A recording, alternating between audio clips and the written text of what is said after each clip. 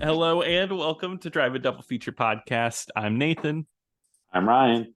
And this is the podcast where we talk about 2 movies a week every Tuesday and Thursday. And before we get into this Razzie-filled week, I'm not going to forget it this week. Over at our Patreon at patreon.com/Drive and Double Feature Podcast, you can check out some sweet bonus episodes just for $5 a month. You help support the show and you get some fun bonus content. But yes, Ryan, I did forget last week. So I was editing and it was completely like I just skipped right over it. Oh well, I remember thinking that in the moment. I was like, well, maybe I just wasn't listening. Maybe I zoned that out. But No, I just zoned out me talking. fair Yes. enough. But this Tuesday, we are back at it again with another Razzie nominee, not a winner, with the Happytime Murders. Well, actually, it is a winner. It did win one award, which we will get into that a little bit later. But yes, Happytime Murders is a 2018 movie. Kind of add it to a very small amount of movies that we've covered here that are newer. Add it to the pantheon, I guess. This is a puppet human detective movie directed by Henson. Mm-hmm. Oh my god. Oh no. Oh, Brian, his son. Oh no. Yeah. Oh god. All right. Who owns the Henson Company now? Okay, the chairman of it. Son of Jim Henson, and also runs, what's the name of this? Henson Alternative. Okay. I All wish right. they had plenty of alternatives to make with this movie. Yeah. Uh, yeah, honestly, yeah. So Henson Alternative, I looked into it because I saw it on the screen. And I was like, this is funny. Because I was like, did they do anything else? No. They've done a few stage productions, but if you go to the Henson Alternative website, it's like featured productions by by this company. Only Happytime Murders shows up, and this is their one and only movie. Yeah, well, this movie had a bunch of production logos before it. I remember, and Yes. and there was one like the Huang Brothers, I think, or Oh something. It was like yeah. some Chinese company. Yeah. Yeah, and I was thinking like when you see that logo, it's going to be a good movie. Well, they have made good movies. To I be know. fair, I'm they just like kidding. Edge of 17 was one of them, and that was Oh a good wow. one. I didn't know they did that one. That is a good Yeah, movie. because I had to look and see. It's like, okay, did they make any good? And I was like, okay, yeah, there are some good ones in here, Okay. but Good. I'm happy to hear that. But yeah, I mean they needed all those production companies because this movie cost somewhere between 40 million to 47 million dollars to make. I might as well go ahead and say it because we're talking about how much it cost to make. It only made 27.5 million at the box office. So this was a bomb. now when you Yeah. see when you like when you hear a figure like that, do you ever just go like man, just how much good could the world have done if they could have just put that money into something else, like uh, literally anything else. you're actually right. I it's sad that I don't think that, but but you brought that up, and I was like, wow, you're right. Like you could probably say that for a lot of the movies we're going to cover this month. Like, wow, this money could have gone to like feed people. Well, I just you think like if you and I got like a fraction of that budget, Mm-hmm. like 10%, like life changing money, like Oh yeah, just I'd pay off loans. Like it would yeah, be like so nice. so it just I think a little stuff like that, Yeah, and I'm like, but especially when it's a movie like this, but which it's maybe get ahead. yeah, but instead Hollywood wants to take a gamble on this concept of a movie. It's a hard R puppet movie, which has been done before, but I guess it's the first one I've seen in my lifetime, and I remember this movie. I remember seeing trailers for it and everything. It was well advertised, but it was one of oh, what's up? I was gonna say this is not the first one you've seen. The first one I've seen. Yes, yeah, exactly. It's we talked about Meet the Feebles. so thank you. I was like, meet the. I kept wanting to say robbers. I don't know why. I don't even think that's a movie. But Meet the Feebles. Yes, we talked about a long time ago, even before this podcast. Which is a great movie. Really irreverent, kind of like this one. So Happytime Murders, not as bad as they say, right, Ryan? Uh, I mean, kinda. I mean, depending on what way you want to look at it, not as bad as they say. I mean, it Mm-hmm. Mm-hmm. could be worse. Oh, it could be worse. Yeah. No. So Happytime Murders is kind of insane. I'll be honest. I think we have covered worse on here. It's one of those movies that just throws so many jokes out that it's bound. It made me laugh maybe a few times, but over like whenever it would throw out a joke that would make me laugh, it would throw out three that were just completely unfunny. It was never like it never really found its where its humor was at. I think I laughed maybe twice, Mm-hmm. maybe, and it was just like some really like very mild jokes too. That wasn't even Yeah. like the ones like that really wanted like gut busting laughs. It was just Mm-hmm. like there's one scene where there's one where like Melissa McCarthy is like calling out like a bunch of these like gangster puppets as being misogynistic. And Mm-hmm. it's like, look at this guy. I bet he thinks he's, like women are just objects and bitches. And he's like, wow, you're really nailing my ideologies over here. Yeah, yeah. See, it has some times where it can be funny, and I think the concept it can work. So, like, it's about a hardened detective in this world that where puppets and humans coexist, and puppets are made fun of. They are not treated as equals. People call them socks. People kick them on the street. And it seems like the main puppet. Phil Phillips. That's right, Phil Phillips. Why does Phil Phillips not get top billing? Uh, well, I mean, in the end credits, he got second billing underneath Melissa McCarthy. Yeah, I think IMDb is like messed it up a little bit. But yeah. So Phil Phillips is the detective. And I don't know, puppets are kind of a joke, and he's the only one that seems to not who wants to like fight against that because very right at the beginning there's like a puppet dancing in the street trying to make people happy, and that's what people think all puppets are good for. Um, and right from the start, I think the puppets look really bad whenever they do the full body shots. Those are really rough. Awful. I did Yeah. not like any of that at all. I was like, No. there's a reason why you don't see puppet legs. Exactly. Yeah. And in the end credits they show a little bit of making of, and that's because in those shots they have people in green suits and they edit them out and it's so noticeable. It's like really blurry around their legs and stuff, and it's just like any time where it's a puppet from the top up looks fine. The puppet work is solid. They're a little grotesque, but that's kind of the point. But the full body stuff, no, really bad. Yeah. I don't know. It was very disturbing to watch It this movie kind of involvement. was. Like I was throughout the whole movie, I just felt so unnerved. Like I'm just like Really. Having the this worst is time of your real. life. This is really bothering me on like on a metaphysical level. It's like That's funny. Because I was watching this and I did think, I was like, man, I bet you Ryan hates this movie. It feels like a movie you would have a bad time with. I don't know. I don't even know why. I It just in my head, I was like, yeah, I don't know. I don't know how Ryan's gonna feel about this one.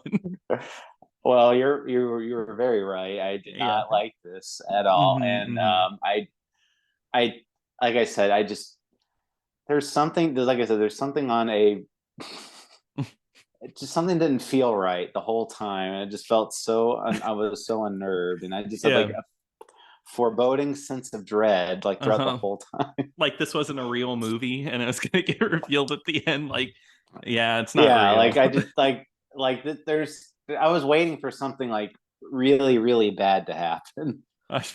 Okay. Well, luckily, nothing really bad happens. I mean, it just kind of becomes like formulaic, right? It's like one of those movies where it's like trying to parody detective cliches, but then it completely falls into its own cliches. Uh, Yeah. yeah. I mean, we'll get into that, but my Rudolph is in this movie playing Bubbles, his secretary. Um, Yep. She can lock Right. she can lock pick doors and she has a high pitched voice.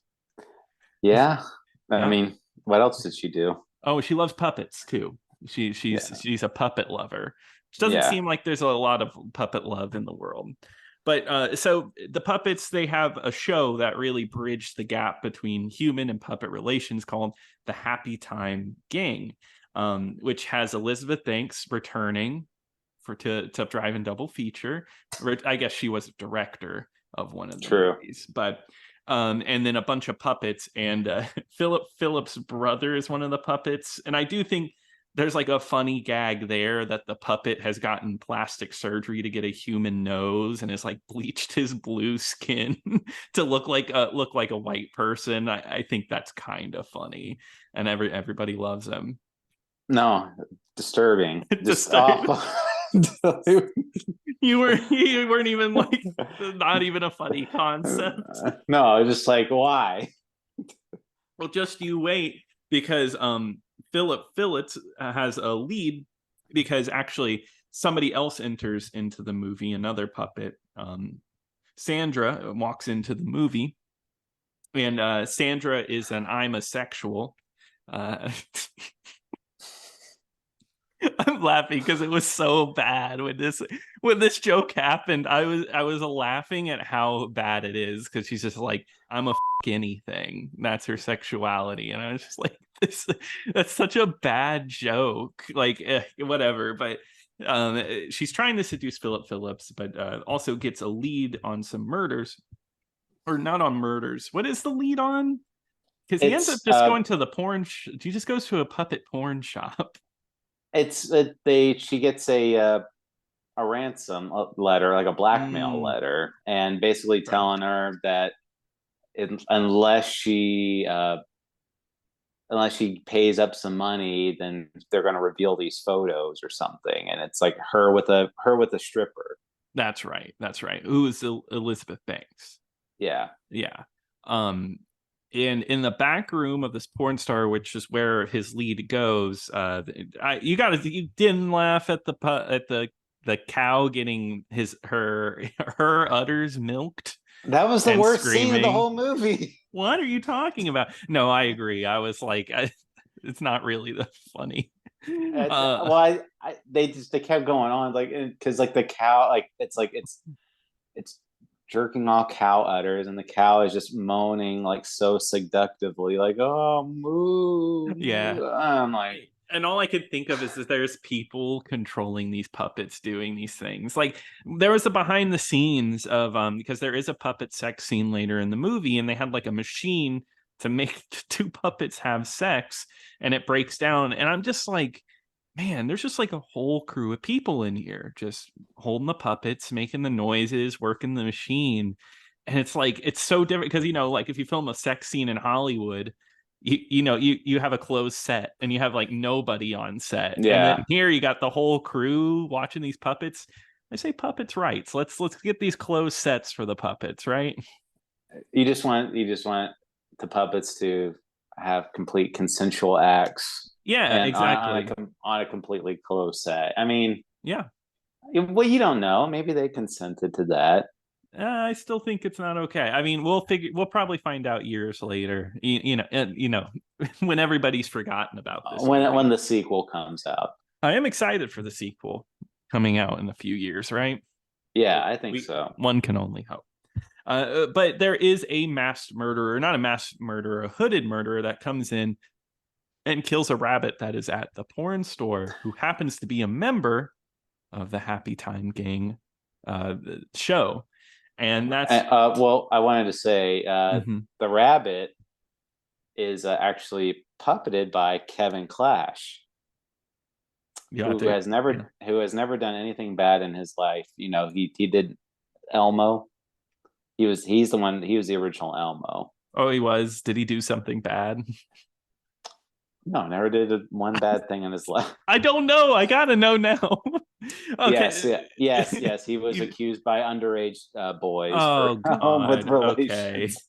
And this was after those allegations happened after this movie came out, or before, excuse me. Before, and they hired him. You got to be kidding me.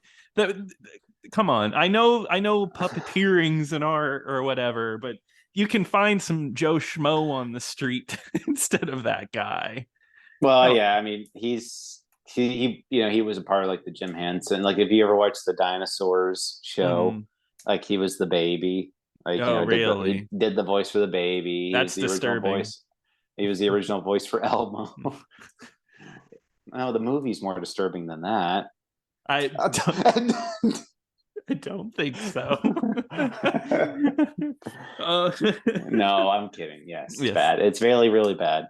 Yes. No, horrible, horrible. But kind of like Melissa McCarthy in this movie, who she's actually like, I mean, she's not good, but she did win Worst Actress. I have to see who else was nominated that year. But Melissa McCarthy rolls in, and come to find out, her and Philip Phillips used to be partners. But there was an old occurrence where Philip Phillips couldn't take a shot whenever she was being held hostage, and he misses his shot and shoots an innocent bystander puppet. So he loses his job as a puppet, and no puppet can ever be a cop again. Melissa McCarthy, the whole joke this whole movie is that she looks like a man, which I think if I was Melissa McCarthy, I'd be really offended that that was the joke for the whole movie. Well, I mean, that's like her whole thing is like she's like a punching bag and like in every single movie she's in, Yeah, I where it's guess. like in The Spy, it's like, oh, you're really ugly, so we're gonna put you in ugly clothes, or Mm-hmm. you know, it's just like you're you're loud and annoying, so we're gonna make you really loud and annoying. Yeah, maybe I'm just tired of the shtick. I don't know. I mean, she hasn't I been in much as of recently. um I was just looking. She's Jennifer Gardner for Peppermint, Amber Heard for London Fields, um, Helen Mirren for Winchester, and Amanda Seyfried in the Clapper. Oh, The Clapper. I forgot about that movie. I haven't seen all of those. I mean, I don't think I've seen any besides this movie. Yeah. So does she deserve it? I guess I have to go with a yeah, she I does. I think so. I mean, Yeah. she's not a bad actress, but it's just like she just does the same thing over and over again. And then when she actually does step out of that role and actually does something, like, because this very same year or the year after, I think, she did that movie Can You Ever Forgive Me, Hmm. and she was nominated for Best Actress for that movie. And she was really good in that movie. No, exactly. I just think the Razzies also like to just pick winners based off of like, oh, we're tired of this, or like we're annoyed by this. Like Adam Sandler for every movie he's done, something like that. And I think that was kind of one of those awards. Is like Melissa McCarthy gets this for being annoying in every movie that she's in, except for Sure. Tammy. Um, She was nominated for Tammy. oh, of course she was. I even know it's a classic. But they team up once again because Philip Phillips figures out like, oh, the Happytime gang, they're all getting murdered. And then it kind of leads to everybody's death. His brother gets killed by a bunch of dogs, ripped to death because I guess dogs hate puppets. Um, Maybe the movie starts to lose itself a little, like as far as like it starts to feel like it's just like scene for a joke, move on, scene for a joke, move on. It gets a little tired. The other joke I laughed at was in this scene. It's like, sir, we found the murder weapon, and they just hold up a dog. Yeah, and it says evidence on it. Yeah, that was Yeah. funny. No, but then Um, no, you got I it. was gonna say, but then there's scenes like later where you were talking about the scene where Melissa McCarthy, they go into like a puppet gang, and she has a liver from a puppet, so she can take sugar, which is like puppet drugs. It's like cocaine. You snort it. And then the movie will have a joke where she's obviously ad-libbing, and it's just not funny. Like she's like, oh, there's like a 1 minute long scene of her with like the cocaine, and she's like, I'm gonna sniff you. You're gonna go in my nose. You're going in, and it's just like riffing, and it's like this isn't even remotely funny, and you decided to keep this in. She does that a lot in her movies. Like I remember there was in the blooper reels for like the Ghostbusters movie that she was Mm-hmm. in. They just there's like one scene, where like first she's yelling at one of the ghosts or something like that, and Mm-hmm. at they in the blooper reel, it's just like each take, she says something different, and it's like this really long, like Mm-hmm. drawn out joke, and it's just like clearly ad libbing. So I wonder. I wonder if if like that's like a thing. It's like, oh, like she's really funny. Like here, Melissa, go. Or she's like, hey, I got this scene, guys. Don't worry. Like, Yeah, it's like, oh, I can do better than the writing here, which might have been true in some cases. Who knows? well, I don't know about you, but there's one trademark that's always in every Melissa McCarthy movie, and that's her husband. It's like Yep, yep. because I was like, oh, when's he gonna show up? And sure enough, he is right there at one of the cop desk, and she Yeah. calls him out specifically. Yeah, and she's like, "Oh, I wish I would have had sex with you before I quit." And his joke is, "Oh, there's still time. There's still time to do it." And yeah, that's the bit. Man, Yeah, that must be but nice to like permanently have a job because of your wife getting roles. oh yeah, well, he gets a role every time, and he's even directed some of her movies. So Yeah, exactly. Yeah, didn't I think he directed Tammy, which he is did, yeah. wow. What a Um, legend. but yeah, I mean, in that scene you're talking about with the sugar scene, it's like that one. It's like, okay, here she is. She's gonna act like she's high on cocaine, or Hmm. she's so high right now, and it's like that goes on for a really long time. And Hmm. there's other scene, that same scene, it's just like it just goes on for a really long time. It's just like Yeah. it to the point where it's like, okay, this is really not funny, and I just now I'm wanting the scene to end. Exactly. Yeah. If I remember right, that scene does last forever just to get to the point of one of the stars getting shot in the alleyway. Yeah. Yeah. And I mean, Philip Phillips ends up on the run because they think he's at every murder, and that he's getting set up for that. Obviously, I'm gonna spoil the movie, but come to find out, Sandra is the bad guy. And it's really funny. Of course, this movie parodies Basic Instinct, the scene where she shows off her off her vagina. But I explained that scene to my fiance the other day, the Basic Instinct scene, before we watched this movie.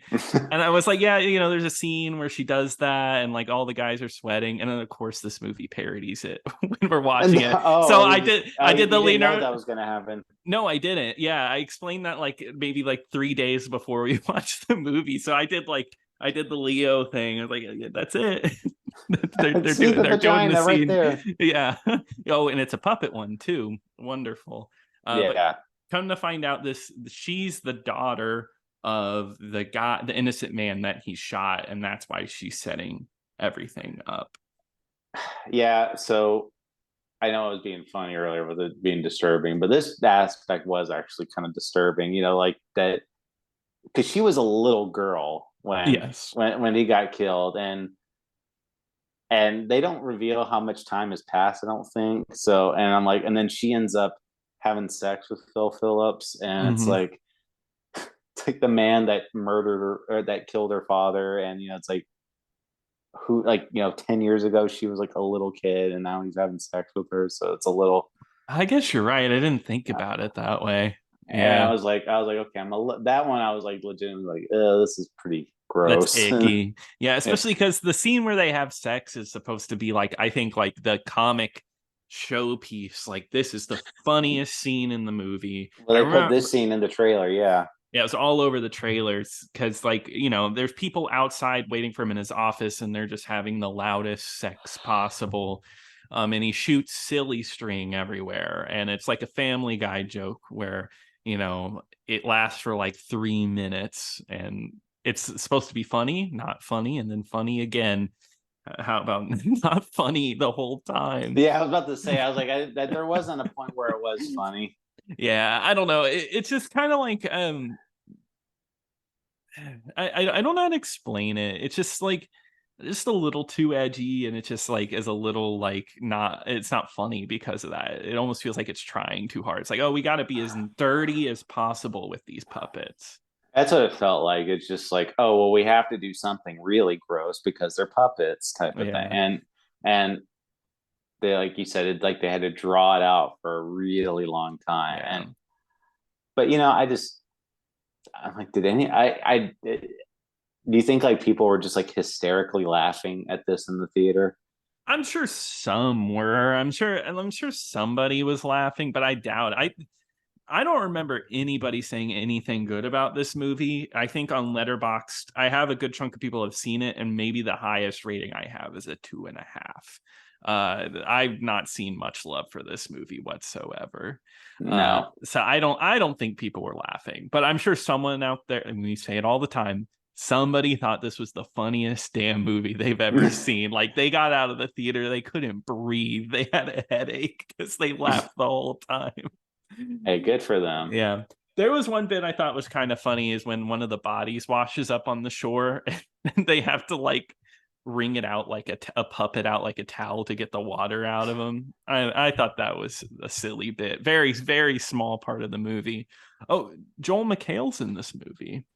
Oh Yeah. yeah, and he Yeah, got wonderful. nominated for worst supporting actor. Why? He's like hardly in this. I mean, I know he's supporting actor. He sucks in this movie, don't get me wrong. He's not funny, but like I mean, he didn't do anything like exceptionally bad, though. I don't feel no, like. I no. mean, but they do have like another really unfunny bit where it's just like they do like the asshole says what, and he goes what, and he does that like 20 times. Like they Yeah. do that joke, and I'm like, Wayne's World did that like 30 years ago.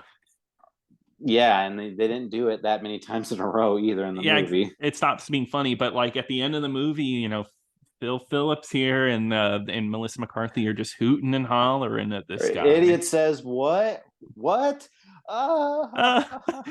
but that one guy in the theater, he was dying at that every time. It's just up I in the guess so. ante. Yeah, you can't tell me that like test audiences were watching this and like, well, no, I know they weren't. This has a C minus cinema score. That's really bad. Um, God, I'm trying Yeah. to remember if anything, because like there's just a lot of like bits, none of them really funny. I like. Well, I mean, there's the one where he goes like where Melissa McCarthy goes in the drug den or whatever, and she runs into that one puppet, the one that got wrung out, Oh yeah, and then it's like the really like the thing where it's like, oh, I'll suck your for for 50 cents, and just they say that line probably like 4 times. yeah, and then they up the ante by making her sniff the sugar off the tray, and somebody pissed on the tray, so she's like, Yeah, I think it's like, oh, that was really salty. You need to get yourself checked. Who came up with that? her husband. Yeah, probably. Okay, it would be funny if you snorted the piss off the tray. Let me I ask don't you know. let me ask you a bold question. Yes. If Jim Henson was alive, do you think he'd be proud of his son for this movie? No, I don't. I no. I think Jim Henson was like he. God, I want to think I've heard of him and like he's been like I don't know if he's been canceled or anything, but I think he was kind of a raunchy dude in the behind the scenes. But still, I don't think he would allow his like puppets to do this. Did he do anything like the Muppets was the show was probably the most risque thing he ever did. No, there was that he did do like skits for SNL, like Yeah, that were like a little borderline, but it was nothing like like risque or anything like that. But it yeah, was more like adult humor. So like whatever like that would be for like 1977 or whatever. yeah. For 1977 TV, right? And Yeah. yeah, I don't know. I don't think he would. If he was alive, this wouldn't be made. I mean, who knows where the Henson Company would be now if he were still alive? Well, Well, a well and lively part of Disney, probably. I know like the tagline for this movie was like "No Sesame, All Street." Yeah, and they were Yeah, sued for that. yeah. They were like, "No, we love Sesame Street. We were just doing it as an homage. I swear." And Yeah. so I don't. I knew the company Sesame Street Workshops was not happy about it. No, I'm sure. Yeah. I mean, I'm sure it was like Good Boys, which was the same year as this movie. The parents took their kids to see this movie, even though everything told them not to. And then having Sesame Street tied to it probably didn't help at all. Um, yeah, I mean, I don't want to go into it too much more. It ends very formulaically. Philip Phillips, they take down take her down. She holds Melissa McCarthy hostage, and he actually gets a clean shot that time, and everyone lives happily ever after, even though he goes to prison and he escapes prison. And you should still, does that exonerate you if you escape prison and I wasn't guilty, I'm actually my crimes I was not guilty for. I got out, so, and I killed the real criminal, so that makes me innocent. Okay, yeah, sounds good, sir. We'll put you near the ambulance for the end of the movie. So if you ever get in trouble for murder, just go out and kill somebody random and say they were the real murderer. See, they said they were the murderer. Okay. And I stopped them. Wow, it's that easy. We just got, what do you call them, life hacks here. So yeah, another one for you. But yeah, I don't want to go any further. Happytime Murders is not a good movie, and I mean, I wasn't expecting that. It's pretty bad. I don't even know what else to say, because like it's just kind of not a funny comedy. It's the usual, and now it's just with puppets. It's 1 mark up from Geely for me. I think I did like it a little more than Geely, as far as like, at least this is a little more entertaining. The aspect I will give the movie some credit for is that the story itself, I was at least intrigued enough to want to know who the killer was. Yeah, I agree with that. But everything else, I could have taken it. I did not need that. So yeah. So not recommend from both of us. That's a fact. All right. Well, let's we've already asked if Melissa McCarthy was the worst actress of the year, and we agreed. So she should have won that. But yes, let's go for worst picture, which it was nominated for. It did not win. So what was nominated was Winchester, Robin Hood, which Robin Hood was produced by Leonardo DiCaprio. I did not know that. Happytime Murders, Gotti, and then Holmes and Watson was the winner of that pack.